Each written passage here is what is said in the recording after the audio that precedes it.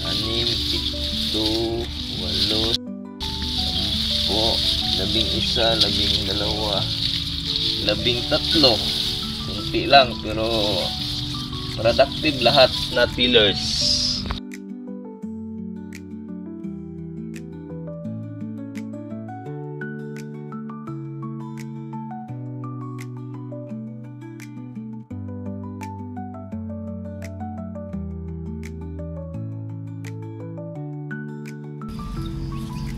May nakita akong isang uhay na nagkaganito. Puti yung bunga niya sa ibabaw. Kasi laging umuulan dito, bihira lang uminit.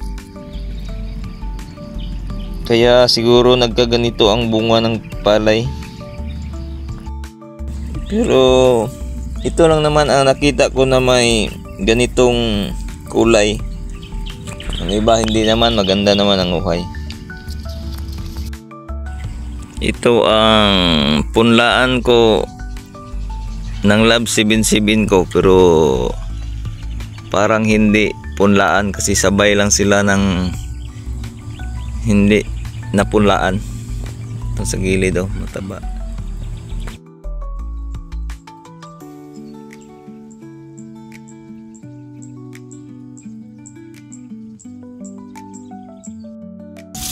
Ito ang maganda sa palay na naglilihi or buntis na mga kagrisikap ay malalim ang tubig.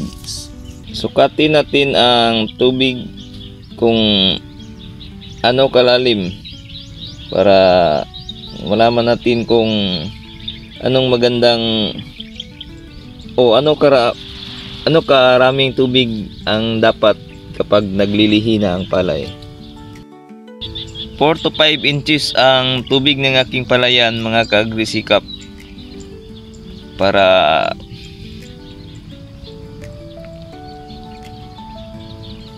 malamig sa ilalim ang puno ng mga palay para maganda ang labas ng bunga.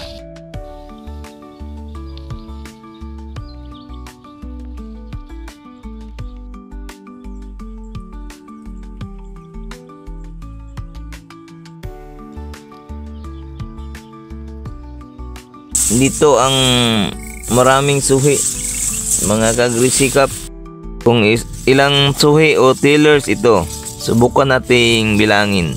1, 2, 3, 4, 5, 6, 7, 8, 9, 10, 11, 12, 13, 14, 15, 16, 17, 18, 19, 20, 21, 22, 23 suwi.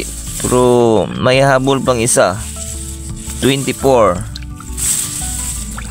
Tama lang ang suhi, hindi masyadong marami para productive naman ang mga tailors.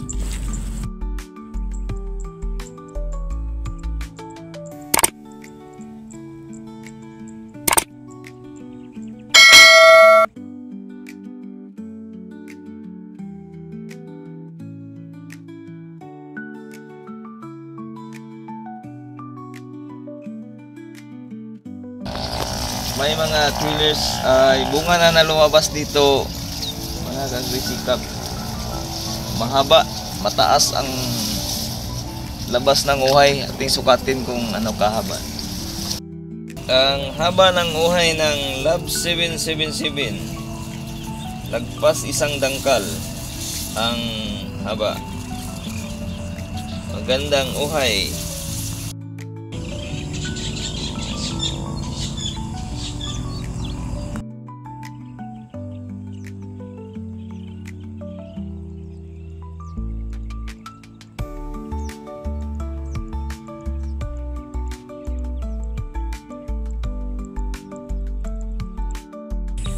Ang haba ng uhay ng Love 77.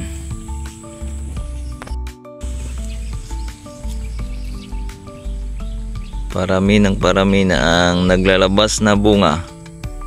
Kahapon, kunti pa lang ang makitang bunga. Ayun, nadagdagan na rin. O nadagdagan na. Bukas, marami.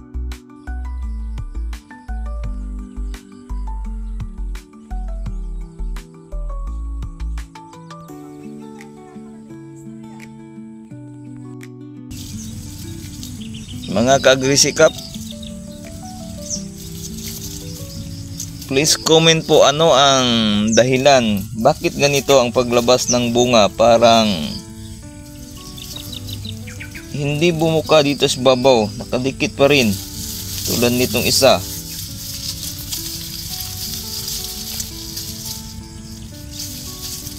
Ano kaya ang dahilan nitong paglabas ng bunga nito? Siguro sa palagay ko sa panahon, kasi laging umuulan dito sa aming lugar. Mas madalas ang ulan kaysa init. O minsan walang ulan, hindi pa rin walang init. Kaya siguro ganito ang paglabas ng bunga. O comment lang po kung anong tingin ninyo, ano ang dahilan ng ganitong paglabas ng uhay, mga kaagrisikap. Sana pala rin tayo, mga kaagrisikap, na maganda ang butil ng ating palay, kasi laging walang init dito sa amin. Tulad ngayon, umpisa namang makulimlim ang panahon. At ito ng stage ng palay ko, umpisa nang naglabasan ang bunga. Dapat ganitong stage ng palay ay hindi maulan or mahangin, kasi maapektuhan ang bunga ng palay. Dapat mainit ang panahon. Sa ganitong stage ng palay, naglalabasan pa lang iba, ang iba labas na. At sana palarin pa rin tayo kahit hindi maganda ang panahon, na maganda pa rin ang ating ani. May naobserbahan ako sa Love 77 na hindi masyadong masuhi. So, hindi masyadong gumipi. Pero productive lahat ng tillers. Halos sabay ang pagbuo ng bunga sa pagbubuntis. Kaysa mama ko mas maraming suhi o mas masuhi ang ito. Ang variety nito ay Lungping 937. Tingnan ninyo mga kagsikap, ang daming tillers. Subukan nating bilangin kung ilang puno. 2, 3, 4, 5, 6, 7, 8, 9, 10, 11, 12, 13, 14, 15, 16, 17, 18, 19, 20, 21, 22, 23, 24, 25, 6, 27, 28, 29, 31, 32, 33, 34 na tillers Lungping 937. Kaya lang obserbahan ko parang hindi sabay ang pagbuo ng bunga. Ang iba ay busog na at ang iba ay parang hindi pa makita na may laman. Ang mga bagong tillers. Salamat mga kagrisikap sa panonood at pagsubaybay. Hanggang sa muli. Bye-bye.